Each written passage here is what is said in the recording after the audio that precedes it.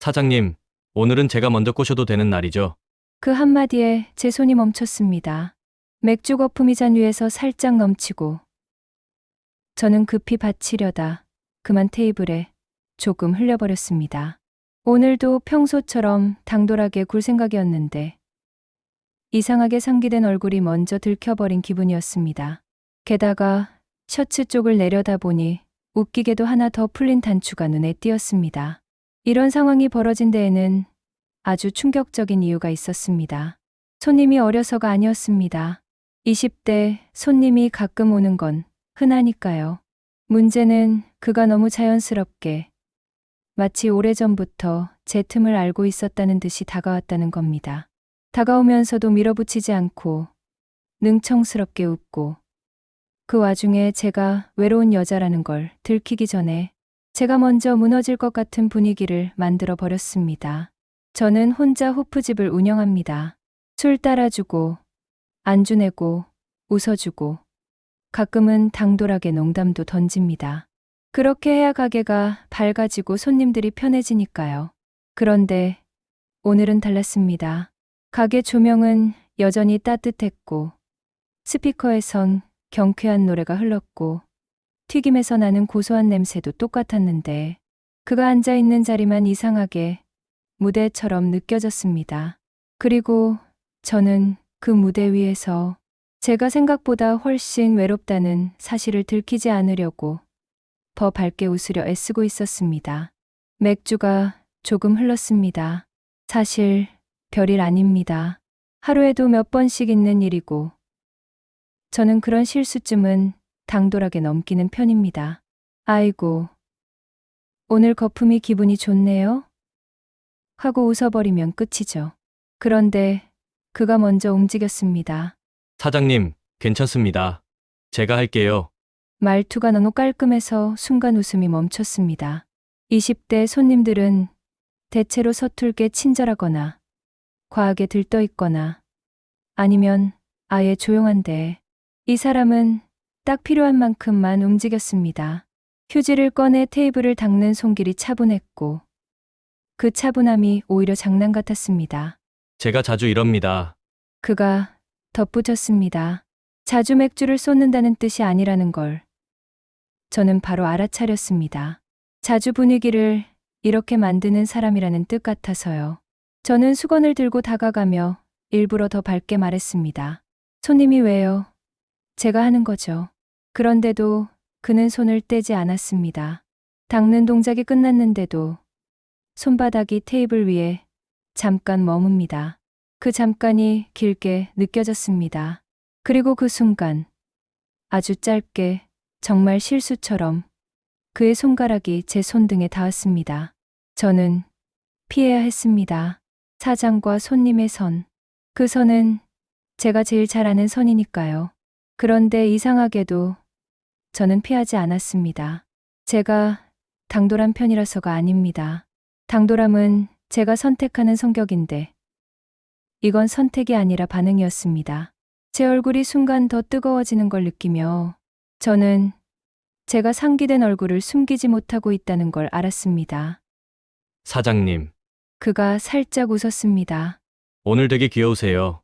귀엽다는 말은 가볍게 들릴 수 있는데 그의 목소리는 가볍지 않았습니다. 너무 장난스럽지 않게, 너무 진지하지 않게, 딱 제 균형을 흔드는 정도. 저는 웃어야 했습니다. 밝게. 그래서 더 밝게 웃었습니다. 손님, 말 잘하시네. 그 말 끝에 제 시선이 저도 모르게 가슴께로 내려갔습니다. 하나 더 풀린 단추. 제가 급히 잠그려 하자 그가 아주 태연하게 말했습니다. 잠그지 마세요. 저는 멈칫했습니다. 아, 아니 사장님이 편하시면요. 그는 곧바로 말을 고쳤습니다. 그냥 오늘은 그 틈이 잘 어울리셔서. 틈. 그 단어 하나가 이 가게의 공기를 조금 더 밝게 만들면서도 위험하게 만들었습니다. 저는 수건을 테이블에 탁 하고 내려놓았습니다. 일부러 경쾌한 소리를 내면서요. 손님, 오늘 저 꼬시려고 작정하셨죠? 그는 웃었습니다. 아주 환하게. 그 웃음이 밝아서 저는 더 경계해야 하는데도 마음이 조금 풀렸습니다. 밝은 분위기 속에서만 가능한 실수들이 있거든요. 그리고 그 실수는 대체로 외로운 사람이 먼저 합니다. 샵샵샵 2장, 약 2,000자. 그는 자리를 옮기지 않았습니다. 구석 자리. 혼자 오면 보통은 핸드폰을 만지거나 조용히 술만 마시고 가는데 그는 이상하게 가게 전체를 즐기는 사람처럼 앉아 있었습니다. 음악이 바뀌면 고개를 살짝 흔들고 튀김이 지글거리는 소리가 나면 와. 저 소리 미쳤다 하고 웃고 제가 바쁘게 움직이면 눈으로만 따라옵니다. 부담스럽지 않게. 그런데도 저는 보고 있다는 걸 계속 느꼈습니다. 사장님, 연상 좋아하세요? 그가 갑자기 묻자 저는 웃으며 받아쳤습니다. 제가 연상이죠. 그래서요. 그가 너무 자연스럽게 이어 말했습니다. 제가 연상 좋아하거든요. 저는 순간 맥주잔을 잘못 잡아 거품을 살짝 넘쳤습니다. 그가 그걸 보고 웃었습니다. 또요. 아, 진짜 손님. 저는 일부러 더 크게 웃었습니다. 밝게, 시끄럽게. 그래야 제 상기된 얼굴이 장난처럼 보이니까요. 그는 맥주를 한 모금 마시더니 고개를 갸웃했습니다.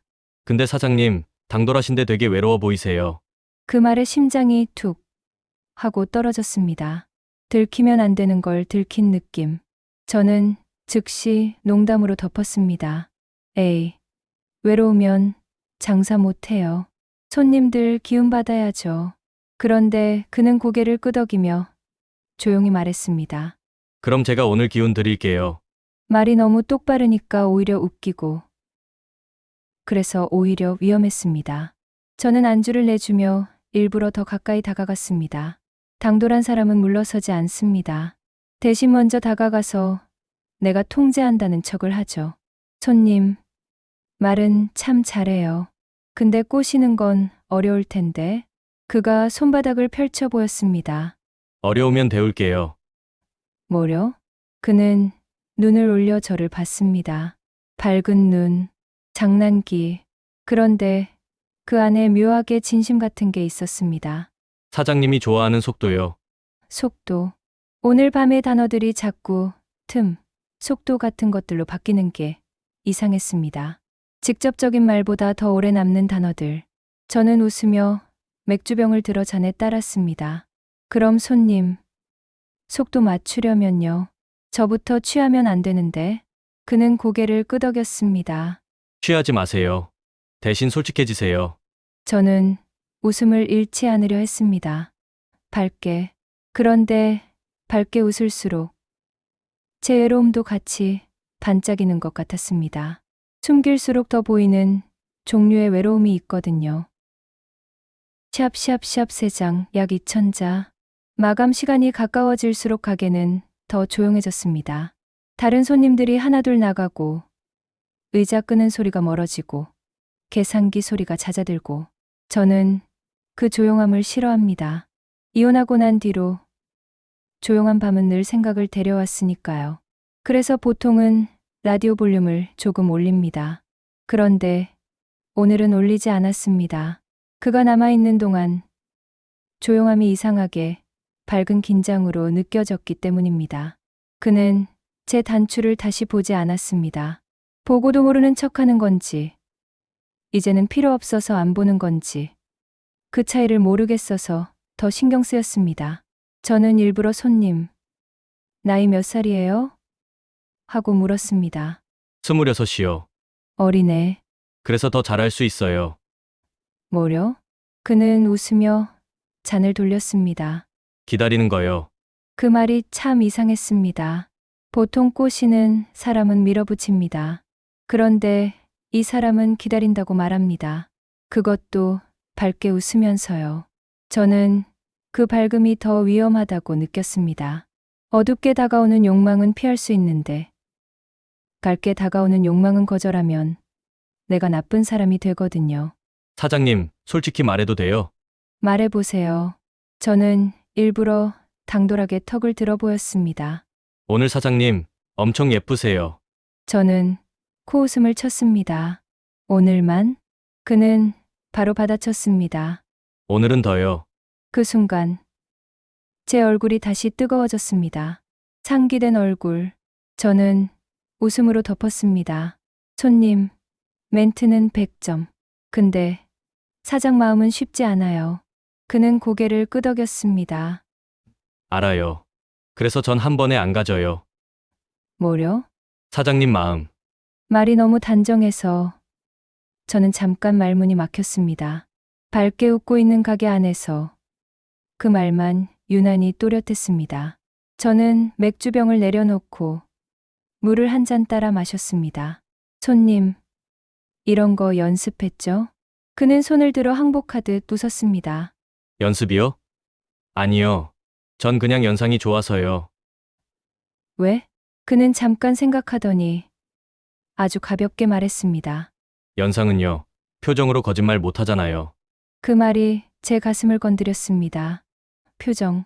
저는 표정을 숨기려고 더 밝게 웃었는데 그 밝음이 오히려 제 진짜를 드러내고 있었던 겁니다. 저는 다시 수건으로 테이블을 닦았습니다. 이미 깨끗한 곳을요.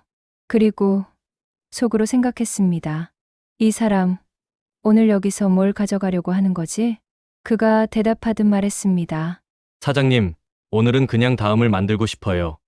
다음. 밝은 말인데 그 안에 묘한 욕심이 숨겨져 있었습니다. 샵샵샵 4장, 약 2,000자. 마감이에요. 제가 말했지만 목소리가 너무 딱딱하지 않게 나왔습니다. 그는 고개를 끄덕이며 자리에서 일어났습니다. 그런데 바로 나가지 않았습니다. 계산대 앞에서 지갑을 꺼내 들고 카드를 한번 만지작거리다가 저를 봤습니다. 사장님, 저 질문 하나만요. 뭔데요? 저는 밝게 웃었습니다. 끝까지 밝게. 사장님은 누가 꼬시면 넘어가세요? 저는 웃으며 말했습니다. 안 넘어가요. 왜요? 저 똑똑하거든요. 그가 웃었습니다. 그럼 더 꼬시고 싶네요. 저는 계산을 찍으며 일부러 장난스럽게 말했습니다. 손님, 너무 당돌해. 그가 카드 단말기 소리를 듣고는 고개를 갸웃했습니다. 사장님이 더 당돌하세요. 제가요? 외로운데도 티 안 내려고 더 밝게 웃잖아요. 저는 숨이 멎을 뻔했습니다. 외로움. 그 단어가 밝은 가게에서 갑자기 조명을 끈 것처럼 느껴졌습니다. 그런데 그는 금세 웃으며 말을 바꿨습니다. 아, 죄송. 기분 나쁘셨으면 저는 급히 손을 흔들었습니다. 아니요. 기분 안 나빠요. 거짓말이었습니다.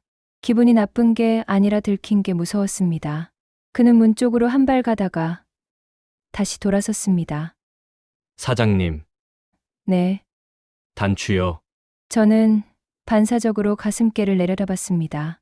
하나 더 풀린 단추가 여전히 그대로였습니다. 저는 급히 잠그려 했습니다. 그러자 그가 웃으며 말했습니다. 잠그지 마세요. 오늘은 사장님이 사장님답게 있으면 좋겠어요. 사장님답게. 그 말이 이상하게 부드러웠습니다. 저는 당돌한 척 고개를 들었습니다. 손님, 나 꼬시려고 온 거 맞죠? 그는 환하게 웃었습니다. 네, 맞아요. 그렇게 솔직하게 말할 줄 몰라서 저는 오히려 웃음이 터졌습니다. 밝게, 진짜로. 그는 문을 열기 전에 한마디 더 했습니다. 저 내일도 와도 돼요? 저는 바로 대답하지 못했습니다. 내일. 너무 빠르다고 생각하면서도 머무르면 사라질 것 같았습니다. 그래서 저는 당돌하게 말했습니다. 와요. 대신 오늘처럼만 굴어요. 그는 눈을 반짝이며 고개를 끄덕였습니다. 약속.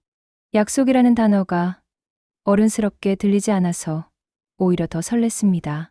어린데 당돌하고 밝고 그래서 위험한 약속. 그가 나가고 문이 닫혔을 때 가게는 다시 조용해졌습니다. 저는 조명을 끄기 전에 잠깐 멈춰 서서 제 상기된 얼굴을 유리창에 비친 채로 바라봤습니다. 웃고 있었습니다. 혼자인데도요.